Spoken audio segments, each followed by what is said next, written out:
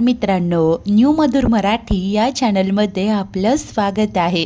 घरोघरी मातीच्या चुली या मालिकेच्या आजच्या एपिसोडमध्ये आता शरू खूप रडत असते, सांगत असते की आईची काळजी घ्या। मला माहिती आहे ती तिथे एकटी पडली आहे, मला लवकर तिला भेटायचं आहे। मी इथे राहील एकटी, पण तुम्ही तिची काळजी घ्या।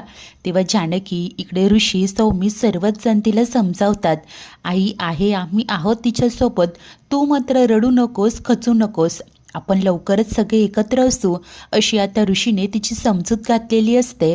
आणि त्यानंतर ते निघून जातात। शरू मात्र पश्चातापाचे अश्रू गाळत असते।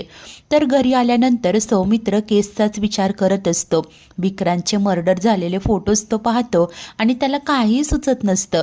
तो विचार करत बोलतो की काउंटर वकिलाकडे फिंगरप्रिंट्स असतील, त्याचे सगळे मुद्दे कसे खोडून काढणार आहे, काय करू मी, आणि त्याला काहीही सुचत नसतं।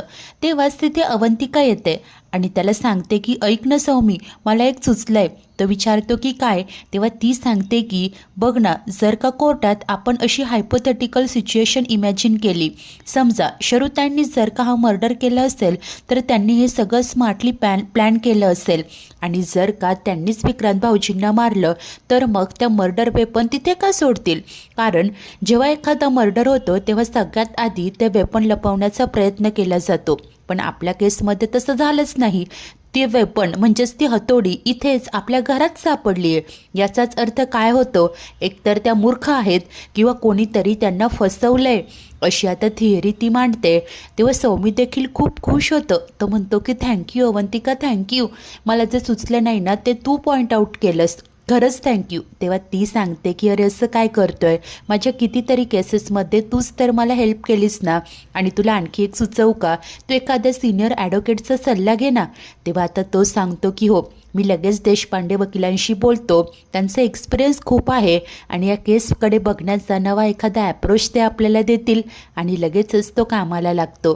तेव्हाच इकडे किचनमध्ये असलेली जानकी विचारात असते, तिला आठवत असतं शरू सांगत होती की त्या राहुलनेच तिला तो हतोडा द्यायला सांगितला होता आणि अशा प्रकारे ते ठसे त्याच्यावर आले।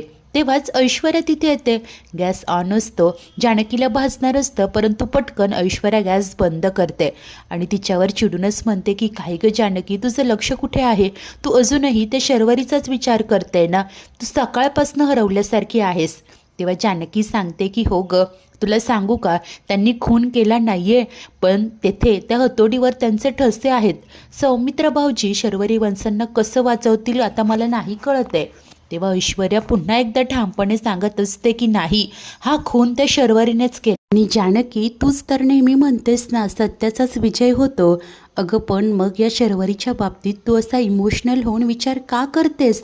हे बघ जानकी, तू स्वतःला त्रास करून घेऊच नको, आणि तू कितीही सांगितलं ना तरी माझं त्या शर्वरीबद्दलचं मत अजिबात बदलणार नाही आहे। जर का तिने गुन्हा केलाय तर तिला शिक्षा मिळायलाच हवी, असं आता ती स्पष्टपणे बोलत असते। जानकी मात्र सांगते की अगं हळू बोल, तुला माहिती आहे ना आधीच आईंना मायनर हार्ट अटॅक येऊन गेलाय, जर का चुकून त्यांनी हे सगळं ऐकलं तर त्यांना किती त्रास होईल। हे बघ, आपण नंतर शांतपणे बोलूयात, आता तू शांत बस बघू। तेव्हा आता ऐश्वर्या सांगते की हो, परंतु माझं मत त्या शर्वरीबद्दल कधीच बदलणार नाही। आता त्यानंतर जानकीने सुमित्रेसाठी सूप बनवलेलं असतं, ती सूप घेऊन रूममध्ये येते, सुमित्रेचा डोळा लागलेला असतो। जानकी आवाज देऊन तिला उठवते, त्यानंतर मायेने सांगते की आई जरा उठता का, तुम्हाला टोमॅटो सूप आवडतं ना, पिऊन घ्या, गोळ्या द्यायच्या आहे। सुमित्रा मात्र नकार देते, मला काही नकोय म्हणून सांगते। तेव्हा जानकी बोलते की आई अहो असं काय करताय, रात्रीही तुम्ही काही खाल्लं नाही म्हणून गोळ्याही देता आल्या नाही, जर का औषधं घेतली नाही तर तुम्हाला बरं कसं वाटेल? तेव्हा आता सुमित्रा मात्र म्हणत असते की अगं मी जगून तरी काय करू ग, देवाने माझ्याकडे जगायला काही कारणच ठेवलं नाही आहे। आधी नानासाहेबांना अचानकपणे घेऊन गेला, नंतर शर्वरीचा नवराही गेला, आणि आपली शरू तुरुंगात आहे ग, मी जगून तरी काय करू? तू देवाकडे प्रार्थना करतेस का मलाही लवकर ने म्हणावं? हे ऐकून जानकी ही कासावीस होते आणि बोलते की आई अहो कितींदा सांगितलं, हे असं काही बोलायचं नाही। आई, तुमची मुलं सुना नातवंड सगळे आहेत ना, तुम्ही असं निराश का होताय? आई हो, नाना गेल्यानंतर तर तुम्हीच या घराचा आधार आहात ना. आणि तुम्हाला शर्वरी माणसांची काळजी वाटते ना. मी तुम्हाला वचन देते, जर का त्यांनी काही केलं नसेल ना तर मी त्यांना सोडवून आणेन. हे बघा आई, तुम्ही असं निराश नका होऊ. आणि तुम्हाला खायला प्यायला लागेल, औषधं घ्यावी लागतील आमच्यासाठी, शर्वरी वंशांसाठी. आई अहो, तुम्हाला आम्हाला एकत्र पाहायचं आहे ना, त्यासाठी खावं तर लागेलच ना. काळजी करू नका, हा कठीण काळ देखील सरेल आई. असं मनात तिने सुमित्रेची समजूत घातलेली असते. सुमित्रा आता उठते, जानकी तिला पेच भरवत असते. आता सुमित्रा मात्र निरागसपणे पुन्हा विचारते की तू आणशील ना ग शरूला घरी. जानकी होकार देते आणि खरं तर तिला मनातनं काळजी वाटत असते. तर त्याच वेळेस इकडे सौमित्र आलेलो असतो देशपांडे वकिलांकडे. आता हे देशपांडे सगळे काही डॉक्युमेंट पाहतात आणि त्याला सांगतात की तू माझी ॲडवाईस घ्यायला आला आहेस ना, मग मी तुला सल्ला देतो, तू ही केस लढूच नको. सौमित्र धक्क्याने म्हणतो की का? अहो शर्वरी माझी बहीण आहे. तेव्हा देशपांडे वकील सांगतात की हो, परंतु ही एक ओपन अँड शट केस आहे. सगळे पुरावे तुझ्या बहिणीच्या विरोधात आहेत. सौमित्र, अरे तू ही केस हरशील आणि तुझ्या करिअरवर मोठा डाग लागेल. लोक तर हेच म्हणतील ना, हा स्वतःच्या बहिणीला वाचवू शकला नाही, आपल्याला काय वाचवेल. हे बघ, डॉक्टर आणि लॉयर दोघांच्याही बाबतीत सेम असतं. जसे डॉक्टर आपल्या जवळच्या माणसांची सर्जरी करत नाही, तसंच लॉयरनेही आपल्या जवळच्या माणसांची केस लढू नये. कारण असं करत असताना तो इमोशनली इन्व्हॉल्व होतो आणि कोर्टात इमोशन नाही तर फॅक्ट्स चालतात. जर का तू ही केस लढलास ना, तर तुझ्या बहिणीला शिक्षा तर होईलच आणि तुझ्या करिअरवर डाग लागेल, ते सगळं वेगळंच. त्यामुळे मी तुला ॲडवाईस देतो, एखादा चांगला क्रिमिनल लॉयर बघ, त्याला ही केस लढायला लाव आणि भाऊ म्हणून तू बाहेरनं सपोर्ट कर. सौमित्र गप्पच झालेलं असतो. तर त्याच वेळेस इकडे घरी जानकी, अवंती, ऋषी आणि सारंग चौघेही बसलेले असतात. तेव्हा जानकी अवंतीला प्रश्न करते की तू आत्तापर्यंत इतका लॉचा अभ्यास केला आहेस, ही अशी एखादी केस तू बघितली आहेस का? तुला काय वाटतं, शर्वरी वंश सुटू शकतील का? तेव्हा ती सांगते की कठीण आहे वहिनी, परंतु इम्पॉसिबल नाही आहे. तेव्हाच ऋषी जानकीला सांगत असतो की तू काळजी करू नकोस, आपला सौमित्र आहे ना, तो इम्पॉसिबल गोष्टी देखील पॉसिबल करतो. ऋषीचा मात्र सौमीवर पूर्ण विश्वास असतो. तो म्हणत असतो की त्याच्या बोलण्यात एक वेगळाच कॉन्फिडन्स जाणवतो, तो शरूला नक्की सोडवेल. ऐश्वर्या ही बाजूलाच असते. तर इतक्यात सौमी परत येतो. तो येता क्षणी आता सर्वच जण त्याच्याकडेच आशेने पाहतात. अवंती विचारते की काय झालं, काय म्हणाले सर, काय ॲडवाईस दिली? तर जानकी म्हणते की बेल मिळाली ना शर्वरी वंशांना. आई तर त्यांच्या वाटेला डोळे लावून बसल्यात. सौमी गप्पच असतो. ऋषी विचारतो की अरे बोल ना काहीतरी, तू असा गप्प का आहेस? तेव्हा सौमित्र त्याचा निर्णय सांगतो की मी ही केस नाही लढणार. ते ऐकून सर्वांनाच मोठा धक्का बसलेला असतो. अवंतिका चिडूनच विचारते की का? अरे शरूताई तुझ्या बहीण आहेत ना? तेव्हा आता सौमित्र सांगतो की हो, म्हणूनच तरी मी ही केस नाही लढत.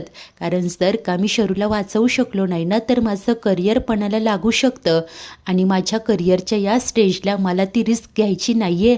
कारण ही एक ओपन अँड शट केस आहे. त्या अवंतिका रागानेच म्हणते की अरे तू हे काय बोलतंय सौमित्र, इथे तुझ्या बहिणीच्या आयुष्याचा प्रश्न आहे आणि तुला तुझ्या करिअरची पडली आहे. अरे त्यांचं आयुष्य उद्ध्वस्त होऊ शकतं, तू इतका स्वार्थी कसा होऊ शकतोस रे? आता तेव्हा सुमित्रेनेही हे सगळं डिस्कशन ऐकलेलं असतं. ती त्रागा करत सौमित्र असं म्हणते. सर्वांच्याच नजरा तिकडे वळतात. रागाने सुमित्रा पुढे येते आणि सौमीला म्हणत असते की अरे तू तर लोकांना न्याय मिळवून देण्यासाठी वकील झालास ना, आणि इथे तुझ्या बहिणीच्याच बाबतीत हा असा विचार करताना तुला लाज नाही का वाटत? आता तर तू रक्ताच्या नात्यांसाठीही उभा राहणार नाहीयेस का? याचसाठी का आम्ही तुला शिकून सवरून एवढं मोठं केलं? बोलणारे सौमित्र. तेव्हा तो सांगतो की आई, शरूला सोडवणं इतकं सोपं नाही आहे. तेव्हा सुमित्रा सांगते की नसेलही, परंतु न लढता तलवार म्यान करणाऱ्याला काय म्हणतात? भ्याड म्हणतात, माहिती आहे ना? सौमित्र रागाने म्हणतो की अगं हे काय बोलते आई तू? आणि त्या क्षणाला सुमित्रा सनकन त्याच्या कानाखाली वाजवते. सर्वच जण धक्क्याने पाहत असतात. ऐश्वर्या, जानकी तोंडालाच हात लावतात. सुमित्रा रडतच म्हणते की बरोबरच बोलते मी, भ्याडच म्हणतात अशा लोकांना. अरे तुझी बहीण तिथे तुरुंगात खितपत पडली आहे, तुझ्याकडे आशेने पाहते आणि तू मात्र हा असा विचार करतोय. हे मला वाटलं होतं की तिची हाक तुझ्या काळजापर्यंत पोहोचेल, परंतु तू कानावर हात ठेवून मोकळा झालास. हे तुझ्यासारखा स्वार्थी मुलगा जन्माला घालून मी पाप केलंय पाप, असं म्हणत सुमित्रा रागा करत असते. तेव्हा जानकी सौमीला समजावते की अहो निदान आईंकडे बघून तरी स्वतःचा निर्णय बदला सौमित्र भाऊजी. तेव्हा सौमी सांगतो की वहिनी मी खूप प्रॅक्टिकली विचार करतोय. फॉरेन्सिक लॅबचे रिपोर्ट आलेत, त्या मर्डर वेपनवर शरूचे फिंगरप्रिंट आहेत. आता मी काय जगातला कुठलाच वकील शरूला वाचवू शकत नाही. ही एक ओपन अँड शट केस आहे. त्यामुळे जर का तुम्हाला हे असं इमोशनल फूल बनून डिसिजन घ्यायचं असेल तर घ्या, मी माझा निर्णय बदलणार नाही, असं सांगून तो तिथून निघून जाणार. ते जानकी म्हणते की थांबा भाऊजी, म्हणजे तुम्हाला काय म्हणायचंय की विक्रांत भाऊजींचा खून शर्वरी वंशांनी केला? सर्वच जण तिच्याकडे पाहू लागतात. सुमित्रा रागानेच म्हणते की जानकी अगं हे काय बोलते तू? तेव्हाच ऐश्वर्या मनाशी म्हणते की आई अहो तुमच्या मुलीचा हात हतोड्याने नवऱ्याला मारायला धजावला, त्याचं काही नाही. जानकी तर फक्त सौमित्रला त्याचं मत विचारतीये. तर तेव्हाच इकडे जानकी ही सुमित्रेला समजावते की आई मी फक्त भाऊजींना त्यांचं मत विचारते, ते ही केस लढत नाहीये. पण मग का ते विचारायला नको का? आणि ती सौमीला म्हणते की बोला भाऊजी, मला आज एका भावाचं आणि वकिलाचं मत जाणून घ्यायचं आहे.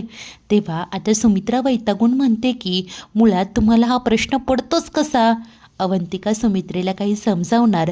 तेच सुमित्रा म्हणते की मला नको समजावू, तुझ्या नवऱ्याला समजाव. आणि ती खूप रागा करत असते. सौमित्र देखील स्पष्टपणे सांगतो की आई हे बघ, तुझी नेहमीची ही अशी इमोशनल ब्लॅकमेल करण्याची ट्रिक ना माझ्यावर यूज नको करूस. सुमित्रा पुन्हा खूप भडकत असते. अखेर ऋषी तिच्याकडे येतो, तिला कसंबसं समजावत शांत करतो. नंतर सारंग व ऋषी तिला रूममध्ये घेऊन जातात. तेव्हाच जानकी सौमीला म्हणते की जर तुम्हाला ही केस लढायची नाहीये ना तर मग सांगा ठामपणे की तुमची बहीण खुनी आहे.